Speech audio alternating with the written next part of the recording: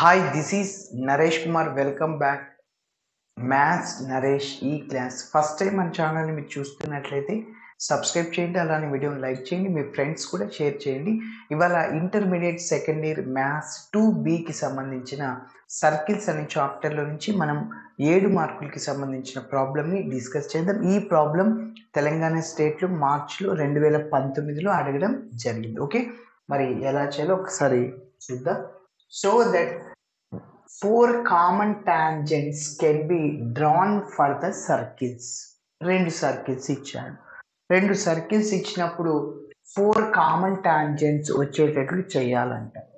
అయితే find internal and external centre of సిమిలిట్యూడ్ని కూడా కనుక్కోమన్నాడు. ఓకే, సరే. సో చూడండి, మొదటి సర్కిల్ యొక్క సెంటర్ C1 రేడియస్ R1ని కనుక్కుంటాం. రెండవ సర్కిల్ యొక్క సెంటర్ C2 రేడియస్ R2ని కనుక్కుంటాను. దాని తర్వాత డిస్టెన్స్ కనుక్కుంటాను. దేనికంటే C1 C2 the distance between 2 centres of circles. ఇలా కనుక్కున్న తర్వాత R1 ప్లస్ R2 కూడా కనుక్కుంటాను. సో ఇలా చేసిన తర్వాత C1 C2 is greater than R1 plus R2 ఇలా వచ్చింది అనుకో, అంటే R1 R2 కంటే C1 C2 ఎక్కువ వచ్చింది. అలాంటప్పుడు therefore the two given circles each circle lies completely outside the other అని చెప్పచ్చు. అంటే 2 సర్కిల్స్ అనేవి అవుట్ సైడ్లో ఉంటాయి అన్నమాట. ఓకేనా, మరి అవుట్ సైడ్లో ఉన్నప్పుడు ఇక్కడ మనం ఈ రెండిటికి ఒక 2 టాంజెంట్స్ని డ్రా చేస్తాం. సో వీటిని ట్రాన్స్వర్స్ కామన్ టాంజెంట్స్ అంటాం. ఓకేనా, సో ఇక్కడ ఉన్న పాయింట్ మనకి ఏమవుతుందంటే ఇంటర్నల్ సెంటర్ ఆఫ్ సిమిలిట్యూడ్ అంటాం, ICS అంటాం, ఇంటర్నల్ సెంటర్ ఆఫ్ సిమిలిట్యూడ్. అదే కనుక్కోమంటున్నాడు. దాని తర్వాత ఎక్స్టర్నల్ సెంటర్ ఆఫ్ సిమిలిట్యూడ్ని కనుక్కోమంటున్నాడు. So external centre of similitude అంటే ఇలా వస్తుంది అనమాట. మనం direct common tangents, transverse common tangents చేసేటప్పుడు ఇది చేసాం. ఓకే, ఇలాంటివి. సో ఇప్పుడు ఈ పాయింట్ని ఏమంటామంటే ECS అంటాం, ఎక్స్టర్నల్ సెంటర్ ఆఫ్ సిమిలిట్యూడ్ అనమాట. ఓకేనా, సరే. మరి ఫస్ట్ C1 R1 C2 R2ని కనిపెడదాం. Okay, first given equation of the circles రాస్తున్నాను. Given equations of the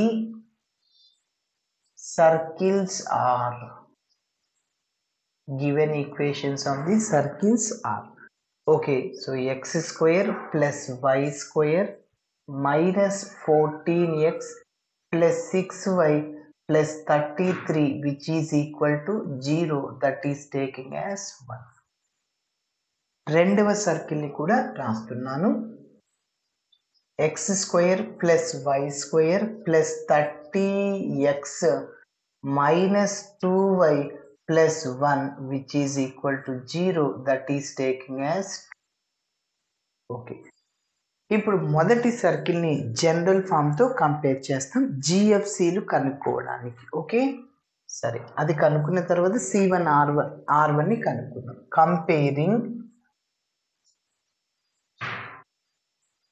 comparing the equation 1 with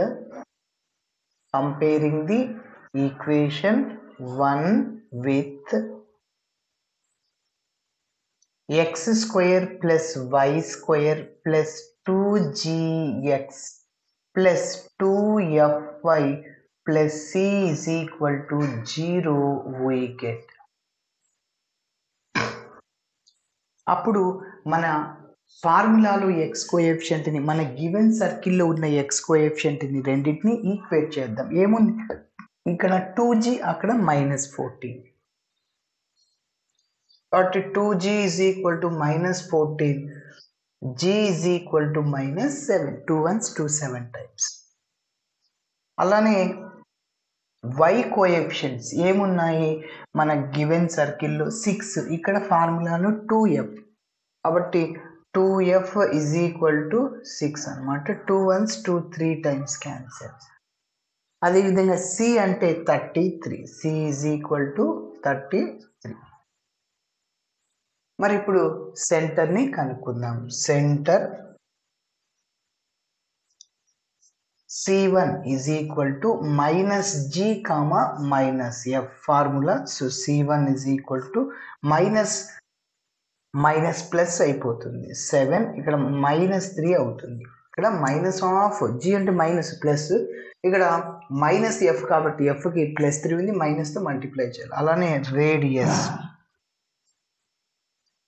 radius small r1 which is equal to square root of G square plus F square minus C. So which is r1 is equal to G square. G అంటే -7 whole square అన్నమాట. -7 whole square plus F square, F అంటే 3 square minus C అంటే 33 అన్నమాట.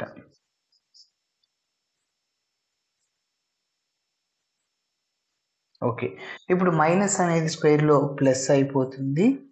So r1 which is equal to 7 square అంటే 49 plus 3 square అంటే 9 minus 33. So which is equal to ఇక్కడ 49 plus 9 58 minus 33. So తీసేస్తే ఎంత అంటే √25 అంటే 5 అవుతుంది. ఓకే, 8 మైనస్ 3 అంటే 5, 5 మైనస్ 3 అంటే 2, కాబట్టి √25 అంటే 5. ఇప్పుడు మనం రెండవ సర్కిల్ని జనరల్ ఫామ్తో కంపేర్ చేస్తాం. మళ్ళీ C2R2ని కనిపెడతాం.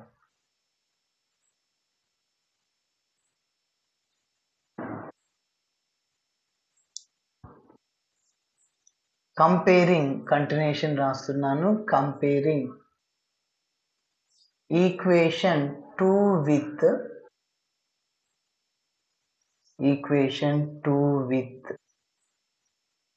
ఏంటి x square plus y square plus 2gx plus 2fy plus c is equal to 0 దాంతో కంపేర్ చేస్తున్నాను. అప్పుడు ఫార్ములాలో ఎక్స్ కోఎఫిషియంట్ 2g, మన గివెన్ సర్కిల్లో ఎక్స్ కోఎఫిషియంట్ -14. సో కాబట్టి 2g is equal to -14, g is equal to -7. Sorry రెండవ circle ఇక్కడ ఇది కదా 13x, ఇది మొదటిది, రెండవది చూడండి. రెండవ సర్కిల్ ఇది ఎక్స్ కోఎఫిషియంట్ 30 అన్నమాట. 2g is equal to 30, g is equal to 15.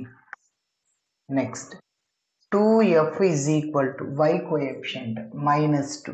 So 2 cancel అయిపోతుంది, f ఈజ్ ఈక్వల్ టు -1. అదేవిధంగా c is equal to constant ఎంత అంటే 1 అన్నమాట. ఇప్పుడు మనం C2ని కనుక్కుందాం. Centre C2 is equal to formula same అదే -g, -f. C2 is equal మైనస్తో మల్టిప్లై చేస్తున్నాం, -15 -1 ప్లస్ అయిపోద్ది. ఓకే, ఇప్పుడు రేడియస్ని కనుక్కుంటున్నాను. Radius small r2 is equal to square root of g square plus f square minus c. So small r2 is equal to square root of g square, g అంటే 15 whole square plus f అంటే చెప్పండి, f అంటే -1 whole square minus c అంటే 1 అన్నమాట. So r2 is equal to 15 square అంటే 225 plus -1 whole square plus 1 అవుతుంది. ఇక్కడ minus ఉంది, plus minus cancel. r2 is equal to 15 square ఎంత 225, కాబట్టి అక్కడ స్క్వేర్కి రూట్ క్యాన్సిల్, డైరెక్ట్గా 15. సో C1R1 C2R2 కనుక్కుందాం. ఓకేనా, సో ఇప్పుడు మనం డిస్టెన్స్ని కనుక్కుందాం. C1 C2 యొక్క distance.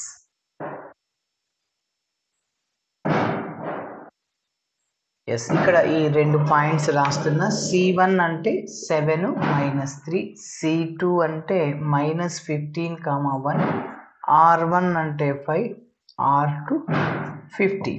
Okay, yes.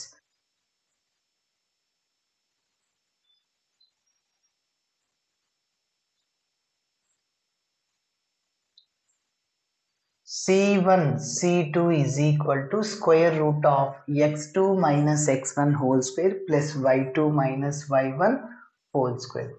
x2 minus x1 whole square plus y2 minus y1 whole square. So which is equal to square root of. చూడండి ఇది x2 y2 అనుకోండి, ఇంకా x1 y1 అంటే ఇదే x1 y1. కాబట్టి ఏంటి x2 minus x1 whole square అంటే -15 - 7 whole square. So -15 - 7 whole square plus y2 minus y1 అంటే 1 ఆల్రెడీ ఇక్కడ -3 ఉంది, +3 అవుతుంది, 1 + 3 whole square. So which is equal to square root of -15 - 7 -22 whole square plus 3 + 1 4 square. So which is equal to square root of ఇక్కడ 22 square అంటే minus స్క్వేర్లో plus అవుతుంది, 484 వస్తుంది.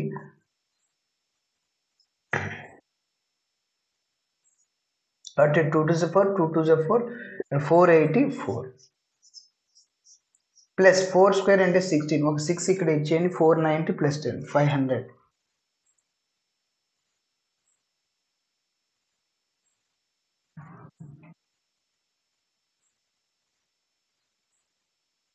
So is equal to square root of 500. So 500 మనం ఏం రాసుకోవచ్చు, 100 × 5 రాయొచ్చా. Route 100 అంటే ఎంత, 10 × √5 అన్నమాట. ఓకే, ఎస్ ఇది C1 C2 వచ్చేసింది. ఇప్పుడు మనం R1 + R2 కనుక్కుందాం. సో R1 + R2, R1 అంటే 5, R2 అంటే ఎంత 15 అన్నమాట. సో మొత్తం ఎంత 20. ఎస్, ఇప్పుడు ఇక్కడ 20 అనేది స్క్వేర్ లేకి వెళ్తే 20 రూట్ 20 స్క్వేర్ అంటే ఎంత 400, √400 అవుతుంది. ఇది రూట్లో ఉంది కాబట్టి √500 పెట్టుకోండి. మళ్ళీ ఇక్కడ 20 స్క్వేర్ అంటే 400. సో 500 పెద్దదా 400 పెద్దదా, 500 అంటే C1 C2నే పెద్దది దేనికన్నా, R1 + R2 కన్నా. ఓకేనా. సో మీరు అబ్జర్వ్ చేస్తే సో 10 అట్లనే పెట్టేయండి, √2 అంటే 1.414. ఓకే, సో √5 అంటే √4 అంటే 2 ఎగ్జాక్ట్గా, √3 అంటే 1.732, √5 అంటే 2.59 అట్లా. అంటే 10 × 2 20 పాయింట్ ఎక్కువ వస్తుంది, 20 కంటే ఎక్కువ. కాబట్టి C1 C2నే ఎక్కువ. కాబట్టి ఒక చిన్న పాయింట్ని రాస్తున్నా.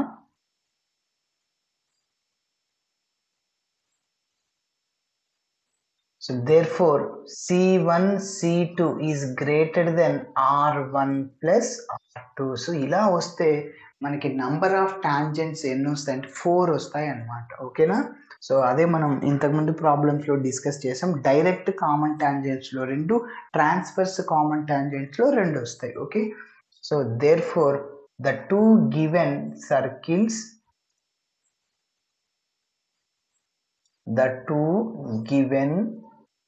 circles comma each circle lies completely outside the other. Okay, yes. కాబట్టి ఇప్పుడు నంబర్ ఆఫ్ టాంజెంట్స్ ఎన్ని వస్తాయంటే ఇలాంటి కేసు జరిగినప్పుడు therefore the number of common tangents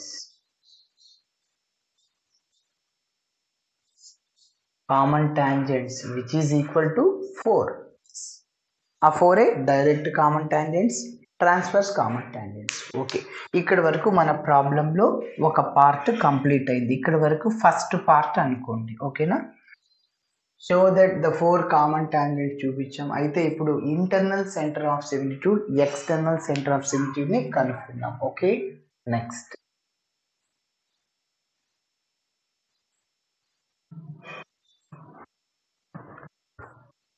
మరి హెడ్డింగ్ పెడుతున్నాను, to find internal center of similitude.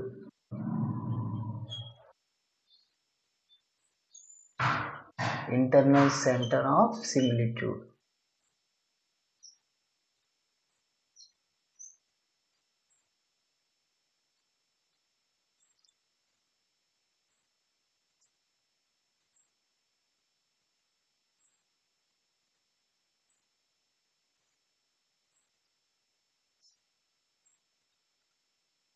Okay, internal centre of సిమిలిట్యూడ్ని కనుక్కుందాం. సో ఫస్ట్ డయాగ్రామ్ వేయాల్సి ఉంటుంది. ఏంటి internal centre of similitude? Okay, ఒక 2 సర్కిల్స్ అన్నమాట ఇవి.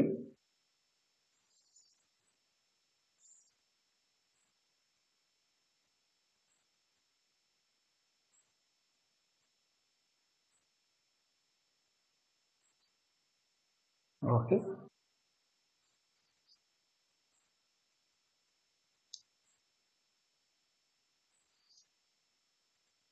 సరే. సో ఇప్పుడు ఈ 2 ఏమొస్తాయంటే ట్రాన్స్ఫర్స్ కామన్ టాంజెంట్స్ అని చెప్పొచ్చు. ఈ రెండింటిని ఏమంటాము? Transfers common tangents. సో మన టార్గెట్ అది కాదు, ఇంటర్నల్ సెంటర్ ఆఫ్ సిమిలిట్యూడ్ ఇది కనుక్కోవాలన్నమాట. ఐసిఎస్. ఓకే, ఇక్కడ నుంచి ఇక్కడ వరకు రేడియస్ అంటాం R1 C1 R1 C2 R2. Okay, కాబట్టి ఈ పాయింట్ని మనం కనుక్కోవాలి. దాన్నే ICS internal centre of similitude. So దాని పేరు ఇక్కడ A1 అని పేరు పెట్టుకోండి. ఇప్పుడు ఈ డయాగ్రామ్ గురించి ఎక్స్ప్లెయిన్ చేస్తున్నా చూడండి. Let capital A2 be the internal centre of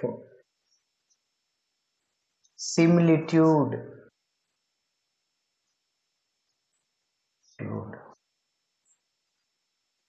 Internal center of similitude. ఇప్పుడు therefore A2 the internal center of similitude, the internal center of similitude, the internal center of similitude A1 divides C1 C2 in the ratio R1 is to R2 అంటాం. R1 అంటే 5, R2 అంటే 15. Ratio ఇట్లా ఉన్నప్పుడు simplification చాలా ఈజీగా చేయొచ్చు. ఎప్పుడంటే డైరెక్ట్గా ఇలా చేస్తే కొంచెం లెంతీ అవుతుంది. రేషియోని మనం షార్టెస్ట్ ఫామ్లో రాయొచ్చు. సో 5 టేబుల్లో 15 ఎనీ టైమ్స్ 1 టైం కట్ అవుతుంది. 5 1s 5 3 టైమ్స్ అంటే 1:3 రాయొచ్చు. కాబట్టి ఒకే నంబర్తో క్యాన్సిల్ అవ్వాలి. So the internal centre of similitude A1 divides C1 C2 in the ratio ఇక్కడ రాసేస్తున్నాను. సో డైరెక్ట్గా 5 1s 5 3 టైమ్స్ అంటే 1:3. ఇంటర్నల్లీనా ఎక్స్టర్నల్లీనా అంటే ఇంటర్నల్గా కట్ చేస్తుంది. ఇంటర్నల్లీ అంటే ఫార్ములా గుర్తుపెట్టుకోండి, ప్లస్ అని. ఎక్స్టర్నల్లీ అంటే మైనస్ అని మీరు గుర్తుపెట్టుకోండి. ఇక్కడ ట్రాన్స్ఫర్స్ కామన్ టాంజెంట్స్ కదా ఇవి. ఓకే, టీలో సో ప్లస్ లాగా ఉంది సింబల్ అంటే ప్లస్ సింబల్ గుర్తుపెట్టుకోండి. అంటే mx2 ప్లస్ nx1 ఫార్ములాలో, అందుకోసం. Okay, therefore the internal center of similitude A2 divides C1 C2 in the ratio 1:3 internally. So therefore the internal center of similitude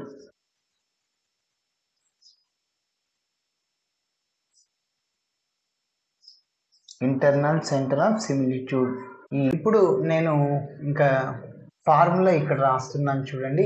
A1 is equal to mx2 plus nx1 by m plus n. అదేవిధంగా my2 plus ny1 by m plus n. ఓకేనా? మన దగ్గర points అన్నీ ఉన్నాయి, substitute చేసేద్దాం. ఎం అంటే అక్కడ మనం చెప్పాము ఎమ్, ఇది ఎన్, R1:R2 అన్నాం కదా, అదే అనమాట. సో ఎం అంటే 1, x2 ఇదో ఇక్కడ నోట్ చేశాను. x2 అంటే -15 ప్లస్ n అంటే 3 ఇంటూ x1, x1 అంటే 7 divided by m plus n అంటే 1 ప్లస్ 3 కామా మళ్ళీ m ఇక్కడ చెప్పండి y2 అంటే ఎంత 1 ప్లస్ n అంటే 3 నెక్స్ట్ y1 అంటే -3 divided by 1 plus 3. So that is equal to -15 plus 21 divided by 4. 1 plus minus అవుతుంది కాబట్టి 1 minus 9 by 4. So which is equal to, so ఇక్కడ -6 ప్లస్ 6 బిగ్ నెంబర్కి ప్లస్ ఉంది కాబట్టి 21లో 15 తీసేస్తే 6/4, ఇక్కడ -8/4. సో 2తో క్యాన్సిల్ చేయి, 2 3 times, 2 2 times, so -2, 4 1s 4 2 times. ఇది A1. ఇప్పుడు నెక్స్ట్ మళ్ళీ మనం ఏంటి ఎక్స్టర్నల్ సెంటర్ ఆఫ్ సిమెట్రీని కనుక్కుందాం. ఓకే, ఇప్పుడు సెకండ్ వన్ ని కనుక్కుందాం. To find external centre of similitude.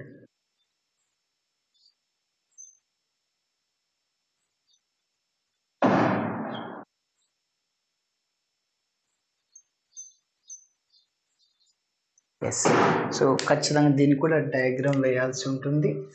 2 circles,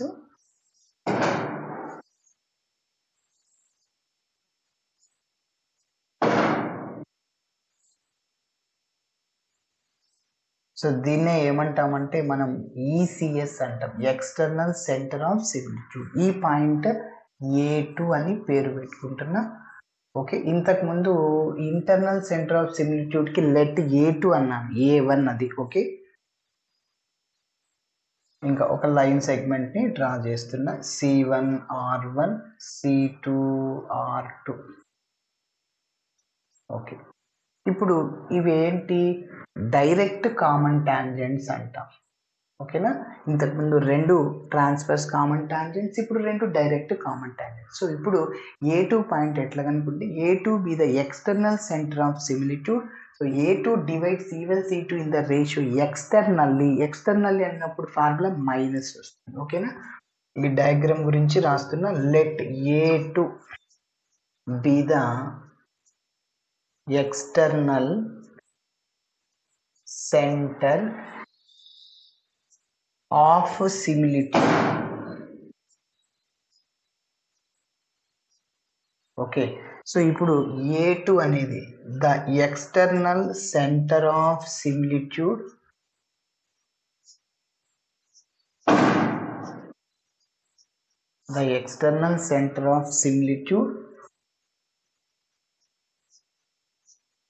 A2 divides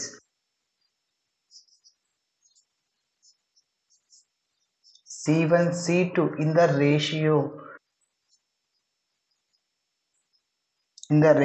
1:3. అంటే R1:R2 అంటాము, 1:3 ఏంటి ఎక్స్టర్నల్లీ.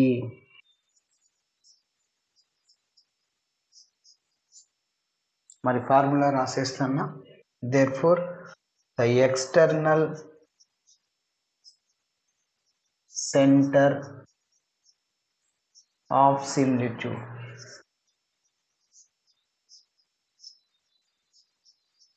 is, so formula ఏంటి A2 is equal to mx2 minus nx1 by m minus n,